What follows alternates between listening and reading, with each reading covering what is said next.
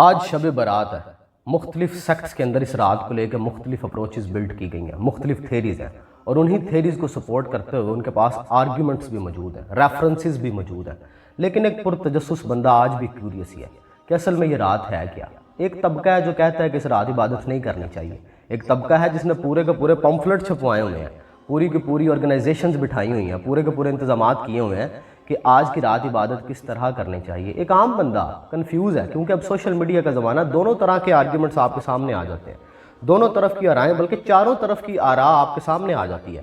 آپ کس کو فالو کریں گے؟ کیونکہ اب آپ کے سامنے چاروں طرف کی رائیں آ گئی ہیں۔ کچھ عرصہ پہلے میں نے ایک ویڈیو بنائی، میں نے کہا کہ ہم نے بہت سارے کریزی کی بہت سی کتابیں پڑھی اور لگنے لگا کہ یہ سارے لوگ ہی اپنی جگہ پہ بالکل ٹھیک ہیں۔ اس کی وجہ یہ تھی کہ جس بھی آرگیومنٹ کو وہ سپورٹ کرنا چاہتے تھے ان کی کتابوں کے اندر وہ ریفرنسز موجود تھے اس خاص آرگیومنٹ کو سپورٹ کرنے کے۔ کسی بھی تھیری کو سپورٹ کرنے کے لیے جن چیزوں کی ضرورت ہوتی ہے وہ کتابوں کے اندر موجود تھی، تو ایسا لگنے لگا کہ کوئی بھی تھیری خراب نہیں ہے، کوئی بھی تھیری غلط نہیں ہے۔ اس لیے کہیں نہ کہیں بندہ ہلکا پھلکا کنفیوز ہو جاتا ہے۔ اب کنفیوز کیوں نہ ہو، کنفیوز ہوئے تو فرقے بن گئے۔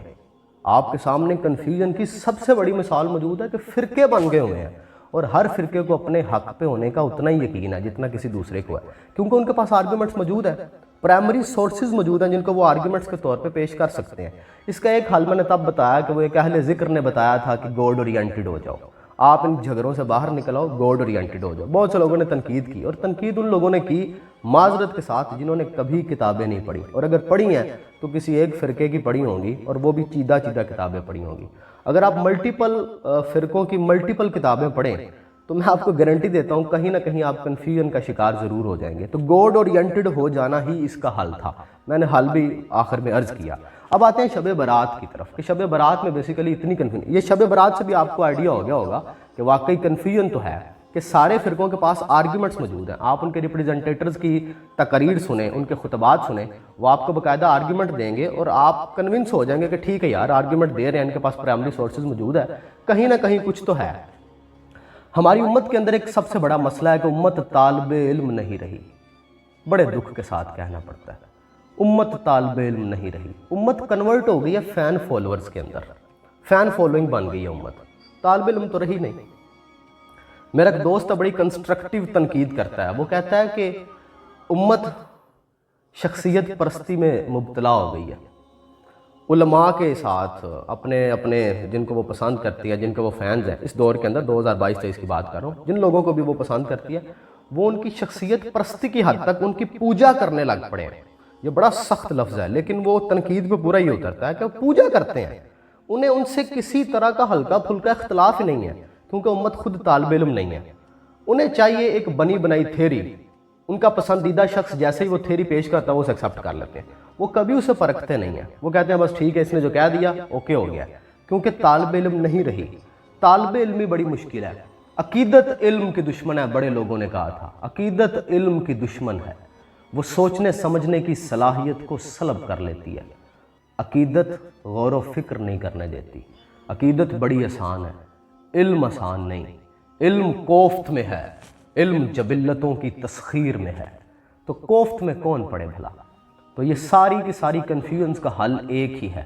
اللہ نے قرآن حکیم میں 700 دفعہ کہا غور و فکر کر لو، تھوڑا سا استعمال کر لو جو اتنی بڑی میں نے چیز آپ کو عطا کی ہے، عقل، اس کا استعمال کر لو، غور و فکر کر لو، لاجیکلی چیزوں کو پرکھو، ریشنلی پرکھو، تم حق پہ پہنچ جاؤ گے۔ چیزوں کو پرکھنا بڑا ضروری ہے، لوگ پرکھتے نہیں ہیں، لوگ صرف سننا چاہتے ہیں، جسے وہ فالو کرتے ہیں کہ اس نے کیا کہا ہے، اور جو اس نے کہا ہم اسے مان لیں گے، اور باقی سب کی باتوں کو کوڑے میں پھینک دیں گے، کسی کی بات کی کوئی ویلیو نہیں، جبکہ سب کے پاس سپورٹیو آرگیومنٹس موجود ہیں۔ اب آتے ہیں ہم جی شب برات بیسیکلی کیا ہے۔ اللہ تعالیٰ کا سسٹم بڑا ایک آرگنائزڈ سسٹم ہے۔ آپ کو لگتا ہے کہ صرف پینٹاگون کا سسٹم ہی آرگنائز سسٹم ہے، اللہ کا سسٹم بڑا آرگنائز سسٹم ہے۔ میں انتہائی آسان لفظوں میں بتاؤں کہ ایک پورے سال کا پیٹرن، پورے سال کا جو پلان ہے وہ ایگزیکیوٹ ہونا ہوتا ہے، جو پورے سال میں وہ ڈیوٹیز جن کی لگی ہوئی ہیں فرشتوں کی، ان تک وہ پورے کا پورا پلان پہنچ جاتا ہے۔ کس نے پیدا ہونا ہے، کس نے مرنا ہے، رزق کس کو کتنا ملنا ہے، کس کی زندگی میں کیا آزمائشیں آنی ہیں، جو کچھ بھی ایک انسان کی زندگی کے معاملات ہیں، پوری کائنات کے اندر جو کچھ ہونا ہوتا ہے اس پورے 1 سال کا جو پلان کا ایگزیکیوٹ ہونا ہے نا وہ دے دیا جاتا ہے فرشتوں کو اور وہ اتر آتا ہے پلان۔ اب اصولاً اگر دیکھا جائے تو وہ پلان بدل نہیں سکتا۔ جو کہتے ہیں کہ عبادت نہیں کرنی چاہتی وہ کہتے ہیں کہ وہ پلان جو اتر آیا بس ٹھیک ہے وہ بدل نہیں سکتا۔ جو کہتے ہیں کہ عبادت کرنی چاہیے ان کی اپروچ بھی ٹھیک ہے۔ اب بھی دونوں کی اپروچ ٹھیک ہے۔ دیکھیں میں نے پہلے بھی کہا تھا کہ ایسا لگے گا کہ دونوں کی اپروچ ٹھیک ہے، اپروچ ان دونوں کی ٹھیک ہے۔ اب میں دونوں اپروچز کو ڈسکس کرتا ہوں کہ کیوں ٹھیک ہے۔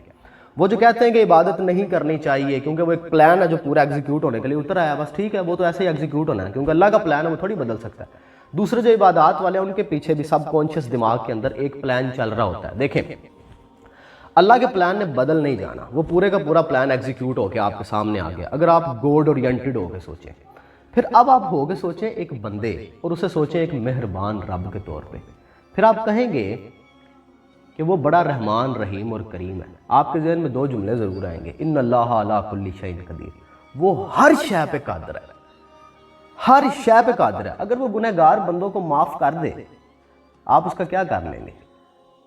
آرگومنٹ کریں گے اس کے ساتھ، اختلاف کریں گے اس کے ساتھ۔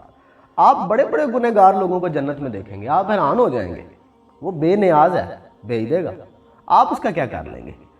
وہ ایک لطیفہ ایک بات سنا دیتا ہوں۔ ایک نشئی تھا نا تو وہ مسجد میں چلا گیا، بڑا دل کیا اس کا اللہ کے ساتھ وقت گزارنے کے لیے، مسجد میں گیا، کبھی گیا نہیں تھا، وضو کیا اس نے بڑی محبت کے ساتھ، اور ابھی وضو کر کے اٹھائی تو میرے ورگا کوئی بابا ہوتے کوئی کرما یا پیان ہو، انہوں نے کہا تو مسیطے کی لینا آ گیا ہے۔ نشئی نے کیا ہے انہوں نے دیکھ کے بابا نے انہیں ہونے نال ہی سرن مرن لگ پہ ہیں، مرچاں تے تینوں ادو لگن گیا جدوں تو میں نے جنت وچ ویکھے گا۔ یعنی کہ اس کا اتنا اللہ کی ذات کے اوپر ایک مثبت اور محبت بڑا خیال تھا، تو وہ بے نیاز ہے۔ جب آپ اسے دیکھتے ہیں نا بے نیازی کے عالم میں، ان اللہ علی کل شیء قدیر کے عالم میں، پھر آپ نے پڑھا ہوا ہے کہ صدقات دینے سے بلائیں ٹلتی ہیں، آزمائشیں ٹل جاتی ہیں۔ دعا تقدیر میں استثنا ہے۔ اگر ایک تقدیر لکھی آ گئی ہے، پورے سال کا پلان آ گیا ہے، آپ اسے کہہ دیں یا اللہ اسے بدل دے، ہم تیرے بندے نہیں ہیں، ہم تجھ سے محبت کرتے ہیں، بدل دے یار اسے، آپ کو کیا لگتا ہے وہ بدل نہیں سکتا؟ وہ تو کہتا ہے نیک بختو میرے دوستو تم لوگ کہو تو صحیح مجھے کچھ، میں تمہارے لیے وہ کچھ کر دوں جو کائنات میں کوئی کر نہیں سکتا، میں ہواؤں کے پر باندھ دوں تمہارے لیے، میں تقدیر کے دھارے بدل دوں گا تمہارے لیے، تم کہو تو صحیح، میرے لیے کیا کچھ ناممکن ہے۔ اگر کوئی یہ کہے اس ریفرنس میں کہ خدا نہیں کر سکتا تو اس کا مطلب پھر آپ یہ مان نہیں رہے کہ اللہ قادر ہے۔ یہ محبت کے اندر میں کہہ رہا ہوں کہ خدا کی محبت ایسی ہے، وہ کہتا ہے میں تم سے 70 ماؤں جتنی محبت کرتا ہوں۔ اگر تقدیر کے اندر اس پورے پلیٹ فارم کے اندر اس پورے پلان نے جو ایگزیکیوٹ ہونا ہے اس کے اندر تمہارے لیے کوئی آزمائش ہے، کوئی مشکل ہے، آپ اس کا ترلا منت کر لیں، کہیں کہ یا اللہ نہیں مجھ سے نہیں ہونا یار، اسے بدل دے پلیز، دعا کر لیں، کسی کو کھانا کھلا دیں، کو صدقہ و خیرات کر دیں، اس کے لیے کیا مشکل ہے، وہ بدل دے گا۔ اور دوسری بات آئی اب عبادت کی۔ عبادت کے بارے میں میرا ایک کنسیپٹ ہے، نفلی عبادت کے بارے میں میرا ایک فلسفہ ہے۔ ورزش کا اور نفلی عبادت کا کوئی ٹائم نہیں، جب موقع ملے کر لو۔ صرف اشراق کے وقت سجدہ نہیں کرنا، اس کی بھی ایک بڑی لاجیکل اور سائنٹیفک ریزن ہے، باقی جب موقع ملے کر لو۔ فائدہ ہی ہوگا، نقصان کوئی نہیں ہوگا، نہ ایکسرسائز کرنے کا نقصان ہوتا ہے نہ عبادت کرنے کا نقصان ہوگا، آپ جب موقع ملے کر لیں۔ اب ایک رات آئی ہوئی ہے، لوگوں کو لگتا ہے یار عبادت کریں گے، عبادت کرنے کا کیا نقصان ہے، کریں عبادت، اور پھر اس کو اوپر ڈھونڈ رہے ہوتے ہیں کہ کرنی چاہیے کہ نہیں کرنی چاہیے۔ یار عبادت کیوں نہیں کرنی چاہیے؟ موقع مل گیا ہوا ہے، دل بھی کر رہا ہے، لگتا ہے کہ آج کو بڑی ایک کیفیت طاری ہو جائے گی تو کرو یار عبادت، یہ لاجیکلی سی بات ہے۔ اور باقی یہ ہے کہ آپ اس کے پیچھے جو نیات ہیں، آپ جو کنسیپٹ رکھے ہوئے ہیں، وہ مہربان ہے، کیا وہ نہیں کر سکتا؟ اگر ایسا نہیں بھی ہے، میں کہتا ہوں وہ جو پمفلٹس کے اوپر لکھا ہوا ہے اگر ویسا نہیں بھی ہے، کیا وہ اللہ الصمد نہیں، وہ بے نیاز نہیں، وہ قادر مطلق نہیں، وہ ہر شے پہ قادر نہیں؟ آپ اس کے بندے بن کے کہیں تو صحیح کہ یا اللہ میں نے یہ کیا ہے، تو اس کے بدلے میں یہ کر دے، پلیز کر دے، ترلا مار کے تو دیکھو یارو کر دے گا۔